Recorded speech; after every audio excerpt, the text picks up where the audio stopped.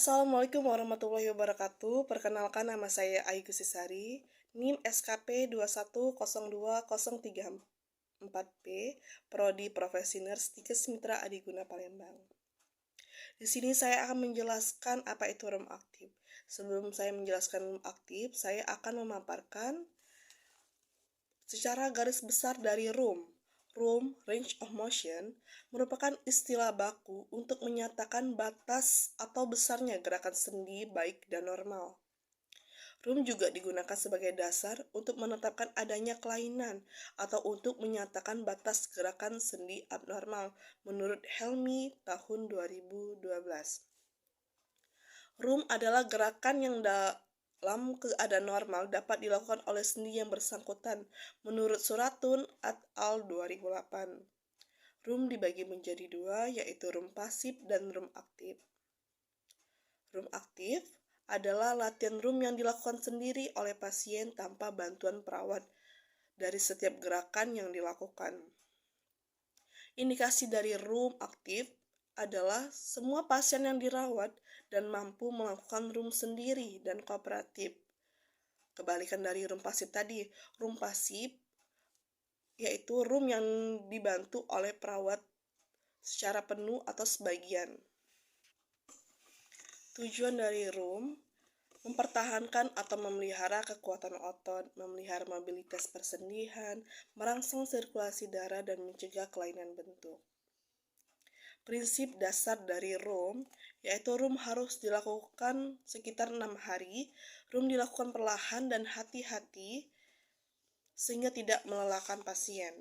Dalam merencanakan program latihan RUM, perhatikan umur pasien, diagnosis, tanda-tanda vital, dan lamanya tirak baring dari pasien. RUM sering diprogramkan oleh dokter dan dikerjakan oleh ahli fisioterapi. Bagian-bagian tubuh yang dapat dilakukan latihan RUM adalah leher, jari, lengan, siku, bahu, tumit, kaki, dan pergelangan kaki. RUM aktif menurut Suratun et al. 2008. Latihan RUM aktif adalah latihan RUM yang dilakukan sendiri oleh pasien tanpa bantuan perawat dari setiap gerakan yang dilakukan. Perawat memberikan motivasi dan membimbing klien dalam melaksanakan pergerakan sendi secara mandiri sesuai dengan rentang gerak sendi normal klien aktif.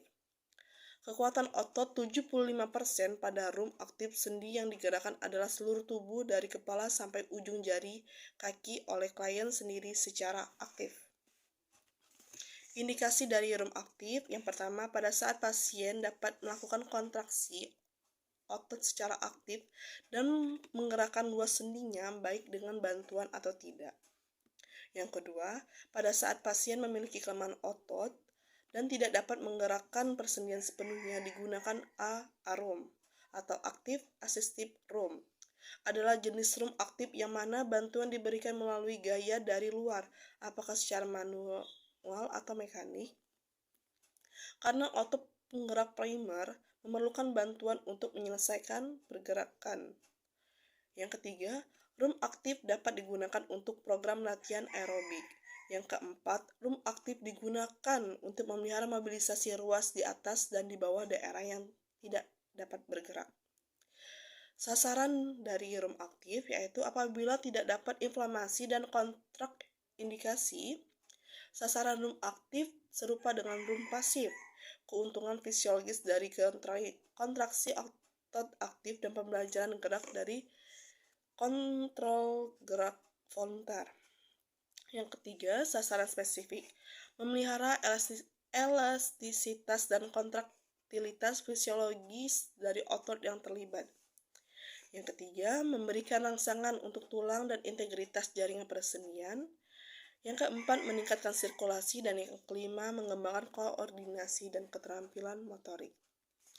Keterbatasan dari RUM aktif yang pertama, untuk otot yang sudah kuat tidak akan memelihara atau meningkatkan kekuatan otot. Yang kedua, tidak akan mengembangkan keterampilan dan koordinasi kecuali dengan menggunakan pola gerakan. Macam-macam gerakan RUM. Yang pertama ada fleksi, yaitu berkurangnya sudut persendian. Yang kedua ekstensi, bertambahnya sudut persendian.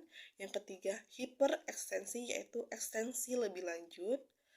Yang keempat, abduksi, yaitu gerakan menjauhi dari garis tengah tubuh. Yang kelima ada aduksi, yaitu gerakan mendekati garis tengah tubuh. Yang keenam ada rotasi, yaitu gerakan memutari pusat dari tulang. Yang ketujuh ada eversi, yaitu perputaran bagian telapak kaki ke bagian luar, bergerak membentuk sudut persenian.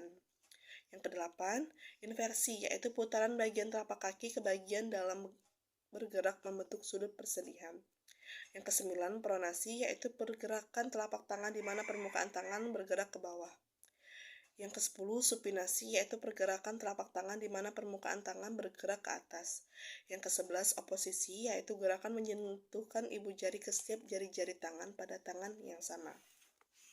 Baiklah, saya akan mencontohkan gerakan dari Ron tadi.